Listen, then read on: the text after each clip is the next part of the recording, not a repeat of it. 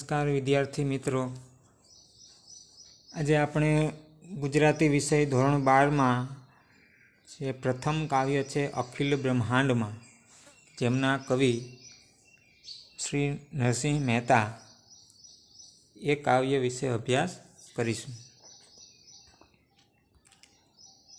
આપણા આદિકવિ તરીકે ઓળખાતા નરસિંહ મહેતા, જેમના ઉપનામ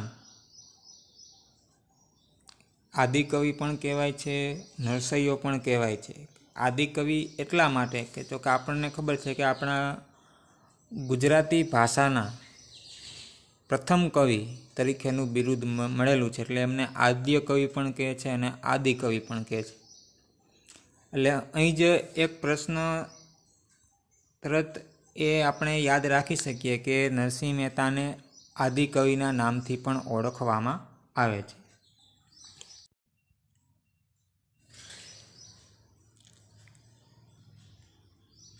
એટલે એ પ્રશ્ન પૂછાય કે આપણા ગુજરાતી ભાષામાં એટલે અથવા કહે કે નરસિંહ મહેતાને કયા ઉપનામથી ઓળખવામાં આવે છે, તો નરસિંહ મહેતાને આદિકવિના નામથી પણ ઓળખવામાં આવે છે.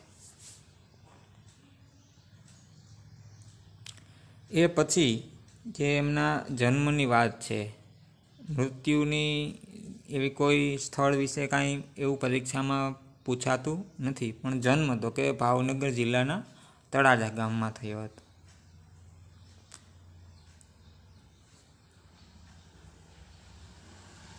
અહીં બીજી જે વિસ્તૃત માહિતી આપવામાં આવેલી છે, પ્રથમ પણ એમના ઉપનામો આપેલા છે. નરસૈયો આદિકવિ, એમનો જન્મ તો કે ભાવનગર જિલ્લાનું તળાજા ગામ. એમાં પિતામાં કૃષ્ણદાસ એટલે કે પુરુષોત્તમદાસ અને માતા દયાકુંવર છે. એમનો વ્યવસાય તો કે મુખ્યત્વે તેઓ ભજનીક હતા, આખ્યાનકાર હતા. એમની મુખ્ય કૃતિઓ નરસિંહ મહેતાની તો 1500થી વધારે જેટલા તો નરસિંહ મહેતાએ પદ લખેલા છે. એમાં પછી એના જીવનના અંદર જે ઘટનાઓ બને છે એમનું પણ તે આલેખન કરે છે. જેમાં એ પુત્રીનું મામેરું છે, કુંવરબાઈનું મામેરું, એ જે ભગવાન મામેરું પૂરવામાં આવે છે એ પ્રસંગ, હુંડી, જે શામળશા શેઠનો અવતાર ધારણ કરી અને હુંડીનો સ્વીકાર કરે છે, જારીના પદ, ભક્તિના પદો, સુદામા ચરિત્ર, દાણલીલા, ચાતુરીઓ, જીવનચર્મન વગેરે જેવી અનેક કૃતિઓનું સર્જન પણ નરસિંહ મહેતાએ કરેલું છે. અહીં આપણે કવિ પરિચય તરીકે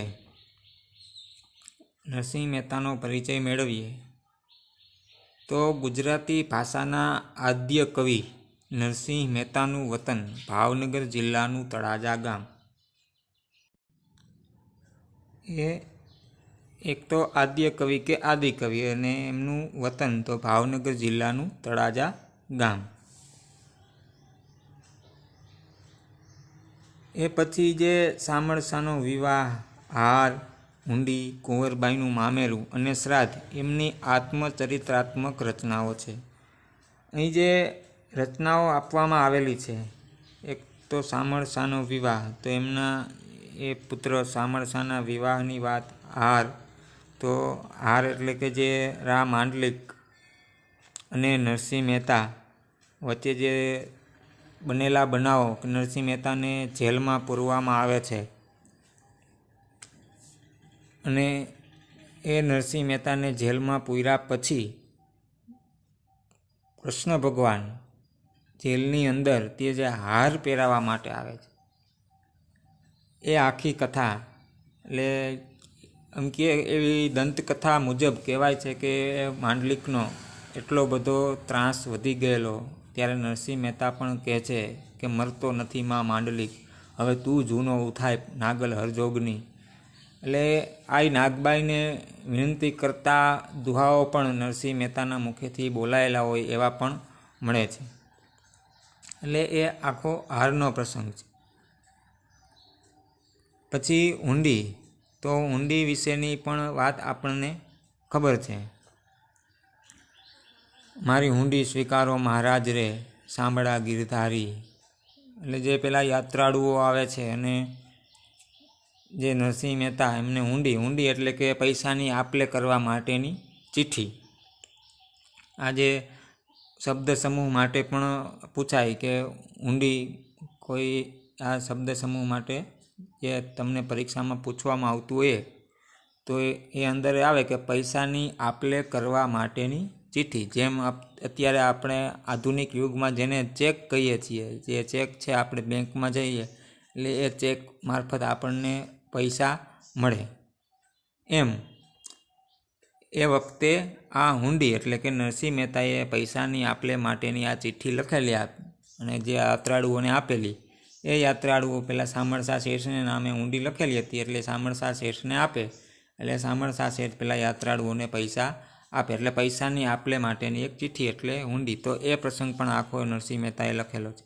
પછી કુંવરબાઈનું મામેરું, તો પોતાની દીકરી કુંવરબાઈ જેનું મામેરું પૂરવા ખુદ ભગવાન આવે છે અને આ નિર્ધન નરસૈયો કહેવાય છે કે નિર્ધન નરસૈયો એટલે કે ગરીબ માણસ, એમ નિર્ધન એટલે કે ગરીબ, એની પાસે કોઈ એવા પૈસા હતા નહીં એટલે દીકરીનું મામેરું પૂરવા ભગવાન આવે છે અને એમના સાસરિયા તરફથી, કુંવરબાઈના સાસરિયા તરફથી જે લખેલી હતી વસ્તુઓ, એ તમામ વસ્તુઓના ગાડા ભરાઈ અને ત્યાં પહોંચે છે અને એમની સાસુએ છેલ્લે પાણા પણ માગેલા કે એવું વાક્ય પણ આવે છે કે કહેજે કે પાણા પણ મોકલે, તો આ ઉપર આકાશમાંથી સોનાના પથરાઓ પણ પડેલા. એટલે એ કુંવરબાઈનું મામેરું અને શ્રાદ્ધ આ વગેરે રચનાઓ પણ નરસિંહ મહેતાએ લખેલી છે. નરસિંહ મહેતા ગુજરાતી ભાષાના ઉત્તમ કોટીના ભક્ત કવિ છે. એમણે જ્ઞાન, ભક્તિ અને વૈરાગ્યના પદો સર્જીને ગુજરાતી કવિતાને રડિયાત કરી છે. આ એક પણ ખાસ યાદ રાખજો કે જે ઝૂલણા છંદ છે નરસિંહ મહેતાનો ખૂબ જ પ્રિય છંદ ઝૂલણા છંદ, એ પણ ક્યારેક એવું એક વાક્યમાં પૂછી શકે કે નરસિંહ મહેતાને કયો છંદ સૌથી વધુ પ્રિય હતો, તો નરસિંહ મહેતાને ઝૂલણા છંદ વધુ પ્રિય હતો અને મોટાભાગનું લખાણ એમનું ઝૂલણા છંદમાં જ એ લખતા. એ ઝૂલણા છંદમાં લખાયેલા નરસિંહના પ્રભાતિયા લોકકંઠે વસીને આપણે ત્યાં ચિરંજીવી બન્યા છે. જેમ કે ભોળી રે ભરવાડણ, જળકમળ છાંડી જાને બાળા, જાગને જાદવા, જાગોને જશોદાના જાયા, આજે વગેરે પ્રભાતિયા છે એ આજે પણ લોકોને કંઠે હયાત છે.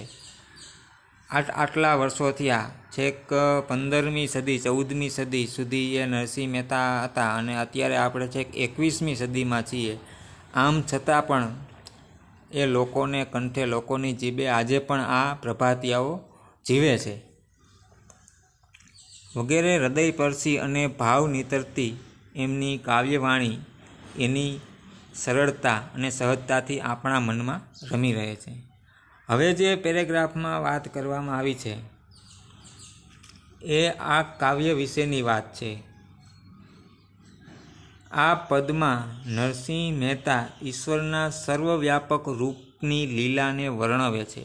સંસ્કૃતિમાં ઉક્તિ છે, એકમ સંતઃ વિપ્રા બહુધા વદંતી, એટલે કે પરમાત્મા તાત્વિક રીતે એક જ છે. પરમાત્મા કેવા છે, તો કે પરમાત્મા આમ તો એના નામ અલગ અલગ છે પણ છે તો એક જ, પણ અનેક રૂપે દેખાય છે. અને એ માટે નરસિંહ મહેતા કાવ્યની અંદર જે ઉદાહરણો આપે છે એમાં સોનાનું, હેમ એટલે કે સોનું, તો સોનાના ઉદાહરણ દ્વારા પણ સમજાવે છે કે સોનું અંતે તો સોનું જ છે, પણ જો એને ઘાટ ઘડી અને અલગ અલગ આભૂષણો, અલંકારો, ઘરેણાઓ બનાવવામાં આવે તો એ ઘરેણાના નામ અલગ અલગ થઈ જાય, પણ બને છે તો માત્ર એક સોનામાંથી. પણ એમાંથી ઘડાયેલા અલંકારોના નામ જુદા છે.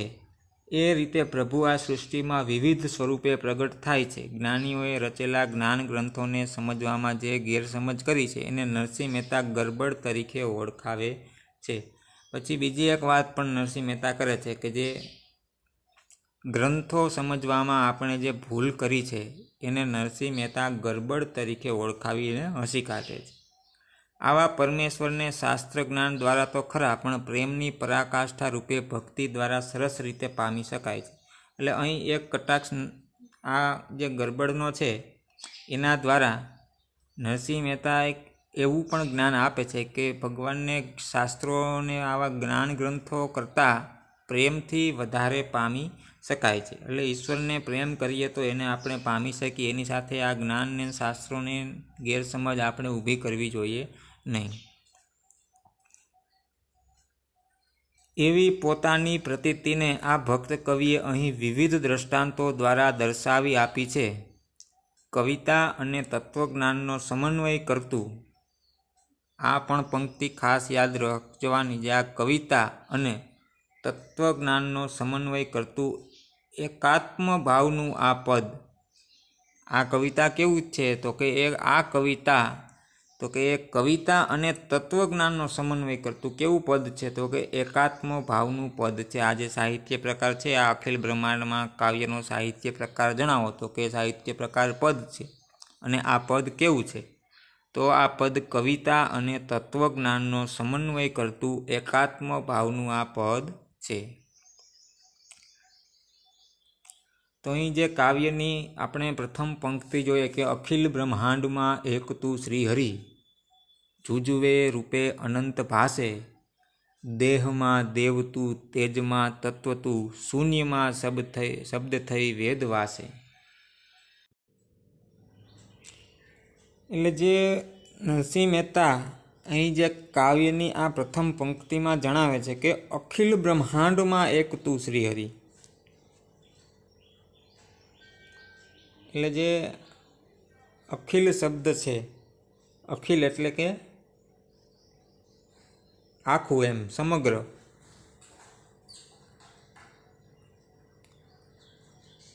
બ્રહ્માંડમાં એક તું શ્રીહરિ એટલે કે સમગ્ર બ્રહ્માંડમાં કે ભગવાન તમે એક જ છો.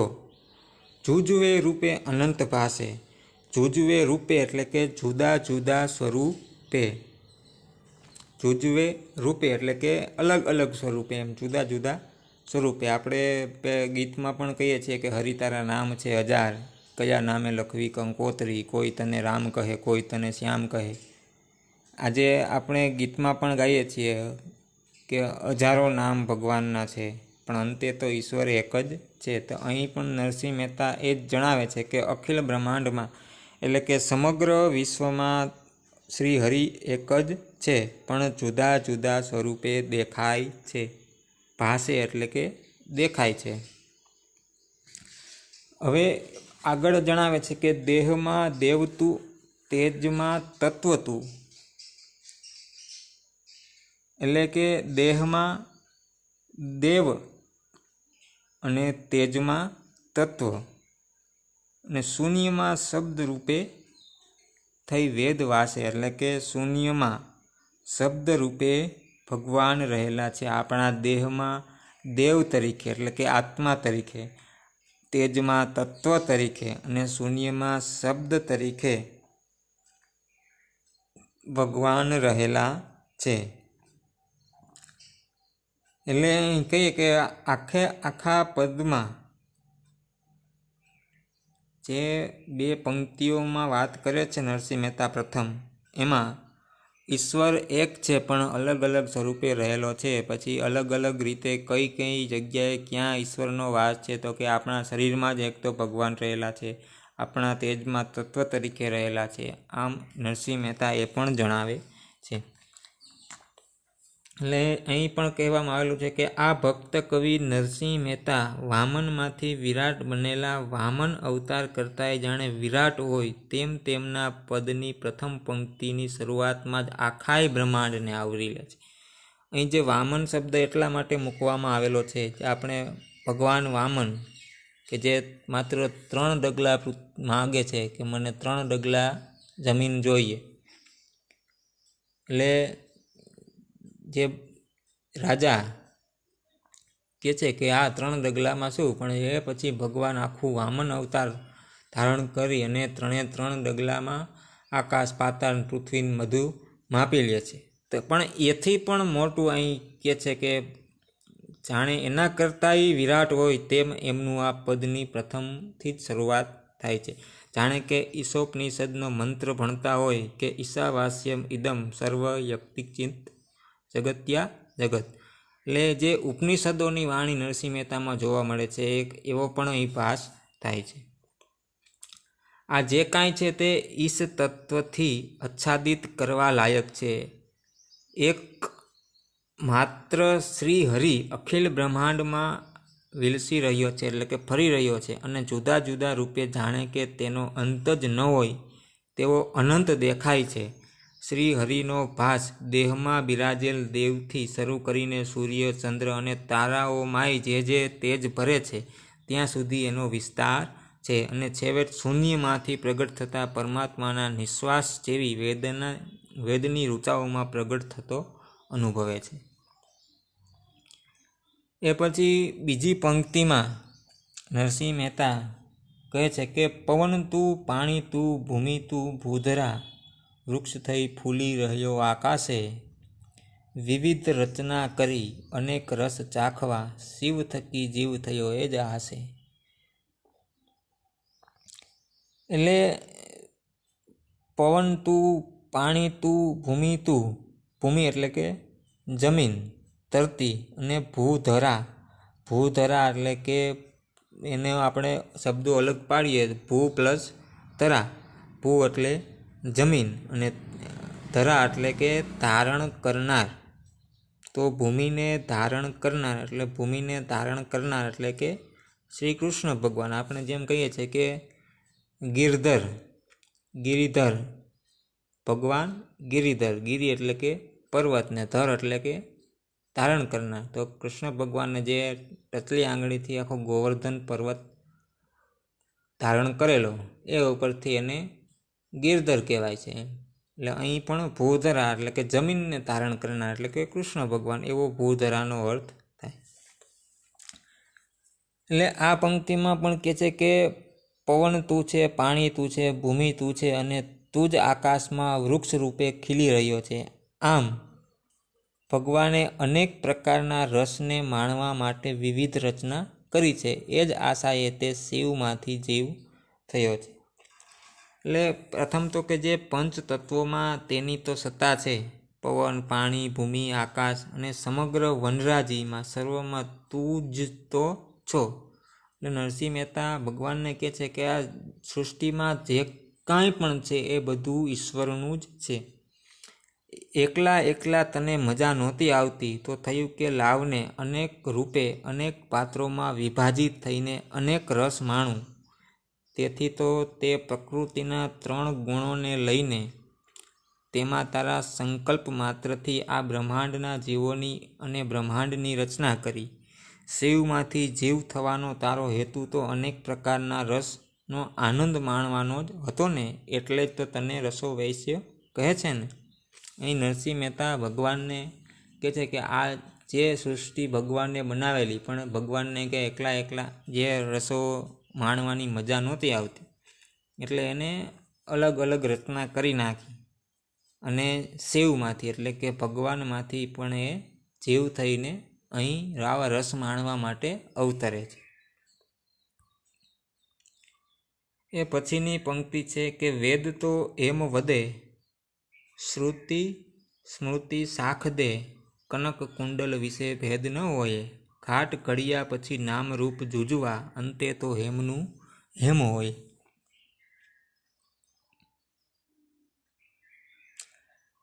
એટલે જે પેલા તો જે શ્રુતિ એટલે કે શ્રવણ દ્વારા પ્રાપ્ત કરેલું એટલે કે વેદ.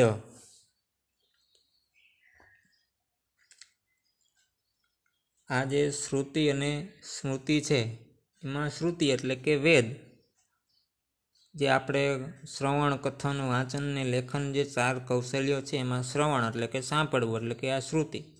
એટલે કે શ્રવણ દ્વારા પ્રાપ્ત કરેલું, તો કે આગળના વખતમાં આ વેદો બધા સાંભળીને યાદ રાખતા એટલે કે એ વેદ. અને સ્મૃતિ એટલે કે વેદ પછીના ધર્મશાસ્ત્રો. એટલે અહીં વેદ, શ્રુતિ અને સ્મૃતિ એટલે કે એના પછીના શાસ્ત્રો. એટલે શ્રુતિ અને સ્મૃતિ બંને શબ્દમાં બધા ધર્મશાસ્ત્રો આવી ગયા. પછી કનક કુંડલ વિશે ભેદ ન હોય. કનક એટલે કે સોનું, કુંડળ એટલે કે કાનમાં પહેરવાનું એક ઘરેણું, અને ભેદ એટલે કે એના વચ્ચેનો તફાવત. નોય એટલે કે ન હોય. ઘાટ ઘડ્યા પછી નામરૂપ જૂજવા, એટલે કે એ ઘાટ ઘડે એનો આકાર આપે પછી એનું નામ અલગ અલગ થઈ જાય છે, પણ એ અંતે તો હેમનું હોમ એટલે કે અંતે તો એ સોનાનું સોનું જ હોય છે. એટલે કહે છે કે નરસિંહ મહેતા કે વેદ પણ એમ જ કહે છે કે શ્રુતિ અને સ્મૃતિ પણ એ વાતમાં સાક્ષી પુરાવે છે કે સોનું અને એનાથી બનેલું ઘરેણું એ બે વચ્ચે કોઈ ફરક નથી. સોનામાંથી અનેક ઘાટના અલંકાર ઘરેણાઓ બને છે, પણ એના નામ જુદા જુદા અપાય છે, પણ આખરે તો એ સોનું જ કહેવાય છે.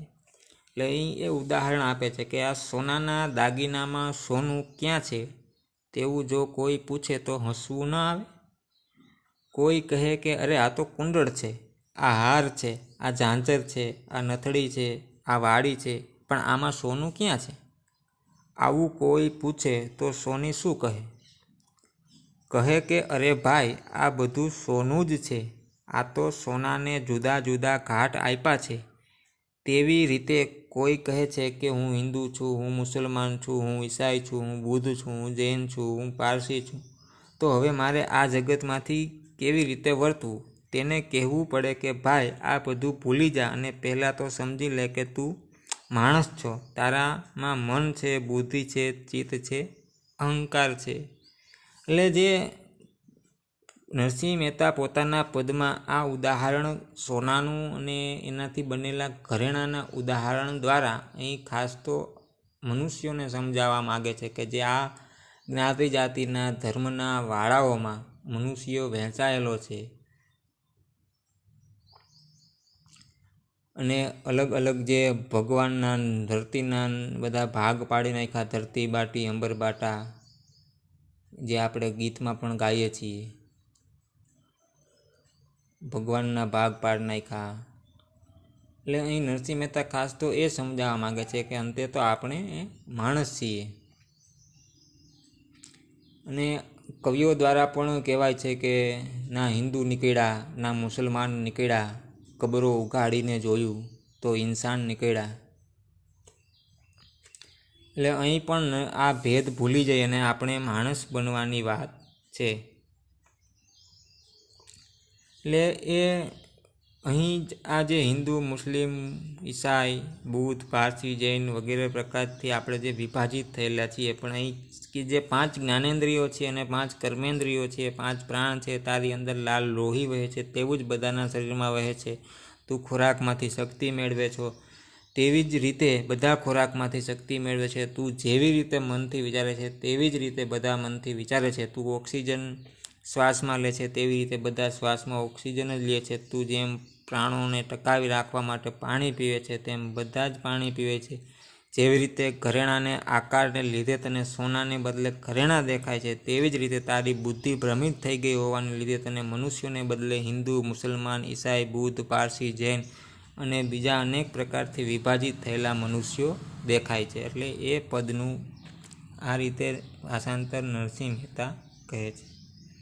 એ પછીની પંક્તિ છે કે ગ્રંથે ગડબડ કરી વાત ન ખરી કહી, જેને જે ગમે તેને તે પૂજે, મન વચન કર્મથી આપ માની લહે, સત્ય છે એ જ મન એમ સૂજે.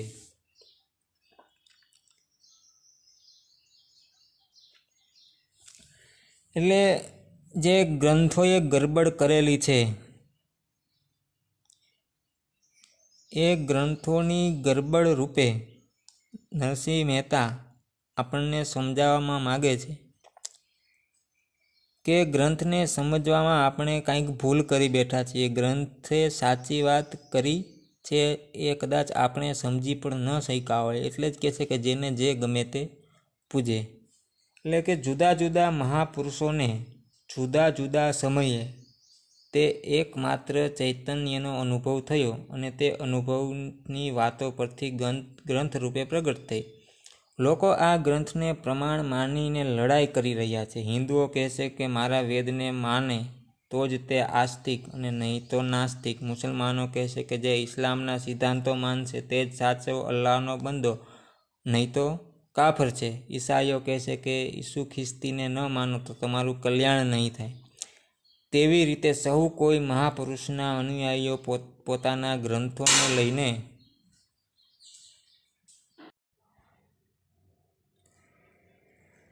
એટલે જે જ્ઞાનીઓએ શાસ્ત્ર ગ્રંથોમાં જે ગરબડ કરી છે અને એ વાત અહીં નરસિંહ મહેતાએ ખૂબ જ વિસ્તારથી સમજાવી છે. જોકે પરમાત્મા વિશેની વાત કરવામાં શાસ્ત્રોએ ગરબડ ઊભી કરી છે, સાચી વાત કરી નથી. તેથી જેને જે ગમે તેની તે ભક્તિ કરે છે. સૌ પોતપોતાની બુદ્ધિ પ્રમાણે વેદના જ્ઞાનનું અર્થઘટન કરે છે.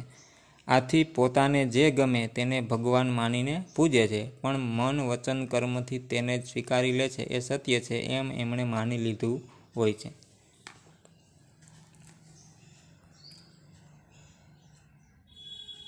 એટલે અહીં કહે છે કે તું જેવી રીતે મનથી વિચારે છે તેવી જ રીતે બધા મનથી વિચારે છે. એટલે આપણે જે આગળ એ વાત કરી એ પ્રમાણે એટલે ગ્રંથોની ગરબડ થકી નરસિંહ મહેતા ખાસ તો જે આપણે માણસ વચ્ચેના ધર્મ વચ્ચેના અને જ્ઞાતિ વચ્ચેના જે વાળાઓ ઊભા કરેલા છે એમના ઉપર કટાક્ષ કરે છે. એમના પછીની પંક્તિમાં જણાવે છે કે વૃક્ષમાં બીજ તું, બીજમાં વૃક્ષ તું, ચોઉ પટંતરો એ જ પાસે, ભણે નરસૈયો એ મન તણી શોધના, પ્રીત કરું પ્રેમથી પ્રગટ થાશે. એટલે અહીં જે વૃક્ષમાંથી બીજ અને બીજમાંથી વૃક્ષ થાય એમાં આવરણો એટલે કે અંતરપટ જુદાઈ એ જુએ છે. નરસિંહ મહેતા કહે છે કે જે મનથી શુદ્ધ છે એ વ્યક્તિ જો પરમાત્માને પ્રેમ કરે તો પરમાત્મા પ્રેમથી પ્રગટ થાય. એટલે કહે છે કે નરસિંહ મહેતા કે જો આ પ્રભુને પામવા હોય તો ગ્રંથને પડતા મૂકો, તમારી માન્યતાઓને કોરાણે મૂકો અને આ પ્રકૃતિનું અવલોકન કરો. વૃક્ષમાં બીજ રૂપે અને બીજમાં વૃક્ષ રૂપે તેજ તો સંતા કુકડી રમી રહ્યો છે. બાહ્ય પ્રકૃતિમાં અવલોકન કરવાથી સમગ્ર બ્રહ્માંડમાં તેનો રાસ અને વિલાસ અનુભવાશે અને પોતાના અંતઃકરણમાં ધ્યાન દ્વારા પ્રેમપૂર્વક તેનો અભ્યાસ કરવાથી પોતાની અંદર પણ તે જ શ્રીહરિ બ્રહ્માનંદ રૂપે પ્રગટ થશે. એટલે ભગવાન સાથે આવા કોઈ ગ્રંથોનો સહારો લીધા વિના જો માત્ર નિસ્વાર્થ ભાવે ઈશ્વરની ભક્તિ કરવામાં આવે, એમને પ્રેમ કરવામાં આવે તો પરમાત્મા આપણને મળી શકે એવું નરસિંહ મહેતા જણાવે છે. તો આવા એક બ્રહ્માંડ માનવી ભક્ત કવિ નરસિંહ મહેતાને આજે યાદ કરીને આપણા મનમાં રહેલી સર્વ સંકુચિતતા અને કટ્ટરતાનો ત્યાગ કરીને ભ્રષ્ટાચારથી દૂર રહીને શિષ્ટાચાર અપનાવીને વધુને વધુ કર્તવ્ય કર્મો કરતાં આપણા વ્યક્તિત્વના, કુટુંબના, સમાજના, ગુજરાતના, ભારતના અને સમગ્ર વિશ્વના વિકાસમાં અને આંતરજીવો પ્રત્યે પરસ્પર પ્રેમ અને સદ્ભાવ ટકાવી રાખવામાં આપણો યથામતિ અને યથાશક્તિ ફાળો આપવાનો પ્રયાસ કરીએ. એટલે આ કાવ્ય અહીં પાઠ્યપુસ્તકમાં મૂકવાનો ઉદ્દેશ્ય કે નરસિંહ મહેતાએ કહેલી વાત વિદ્યાર્થીઓ સમજે અને જીવનમાં ઉતારે તો આ જે અલગ અલગ ધર્મો પ્રત્યેના જે ઝઘડાઓ થાય છે, ઈશ્વર પ્રત્યેના ઝઘડાઓ થાય છે, એ થાય નહીં અને સાચી રીતે આપણે ઈશ્વરની ભક્તિ કરીએ એવો મૂળ ઉદ્દેશ્ય પણ સમાયેલો છે. ફરીથી એક વખત જે MCQ પ્રશ્નો છે એ જોઈ લઈએ તો જે સાહિત્ય પ્રકાર તરીકે એ પદ છે કાવ્ય અખિલ બ્રહ્માંડમાં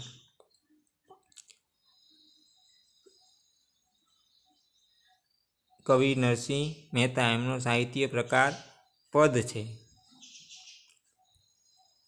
એ ઉપનામ તરીકે તો આદિકવિ અથવા તો આદ્ય કવિ તરીકે ઓળખાય છે. નરસિંહ મહેતાનો જન્મ ક્યાં થયો હતો એવું પૂછે તો નરસિંહ મહેતાનો જન્મ ભાવનગર જિલ્લાના તળાજા ગામમાં થયો હતો. હવે અહીં મોટે ભાગે જે એમનું જન્મસ્થળ ભાવનગર જિલ્લાનું તળાજા ગામ એ પૂછાય છે, કારણ કે એ એમની જન્મભૂમિ છે. પણ કર્મભૂમિ જોકે પૂછતા નથી, પણ કર્મભૂમિ નરસિંહ મહેતાની કઈ છે તો કે એ જૂનાગઢ છે. નરસિંહ મહેતાની કર્મભૂમિ જૂનાગઢ, કારણ કે જે એમનો જન્મ ભાવનગર જિલ્લાના તળાજામાં થયેલો અને આખી ઘટના આપણને ખબર છે કે એમના ભાભીએ મેણું મારેલું અને ત્યાંથી એ પછી એ નીકળી જાય છે અને પેલા ગોપનાથની જગ્યામાં મહાદેવને ત્યાં જાય છે, પ્રસન્ન થાય છે, કૃષ્ણ ભગવાનનો રાસ જુએ છે, પછી જૂનાગઢ આવી જાય છે, પછી એ જૂનાગઢમાં જ રહે છે. એટલે નરસિંહ મહેતાએ અલગ અલગ જગ્યાએ ન જતા એ ત્યાં જૂનાગઢમાં જઈ ત્યાં નિવાસસ્થાન કરે છે અને ક્યારેય પણ પોતે કોઈ પણ જાતનો એવો ક્યાંય ભેદભાવ રાખેલ નથી. અનેક જાતના કષ્ટો, દુઃખ નરસિંહ મહેતાએ સહન કરેલા છે. એટલે આજે જે દુઃખ સહન કરે છે, કષ્ટો વેઠે છે, અંતે તો એમનો ઉદ્ધાર ઈશ્વર કરે છે, કારણ કે ઈશ્વરની કસોટીમાંથી ખરા ઉતરે.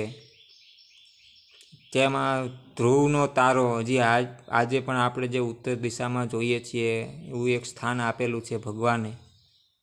અને આપણે અત્યારે જોઈએ તો આ નરસિંહ મહેતાના નામની હજારો એકરમાં જે આખી નરસિંહ મહેતા જૂનાગઢ યુનિવર્સિટી અત્યારે ઊભી છે. એટલે કે જે દુઃખો સહન કરે એના નામ રે, જે ખરા દિલથી ભગવાનની ભક્તિ કરે એના નામ એ છે. પણ એ વખતે નરસિંહ મહેતા સાવ ગરીબ હતા, નિર્ધન હતા અને એના ભાઈ ભાંડુઓ, સગા સંબંધીઓ મહેલોમાં રહેતા, છતાં પણ એના કોઈના નામ અત્યારે આપણને યાદ નથી. અને આ નરસિંહ મહેતાના નામની આખી મોટી યુનિવર્સિટી અત્યારે ચાલે છે.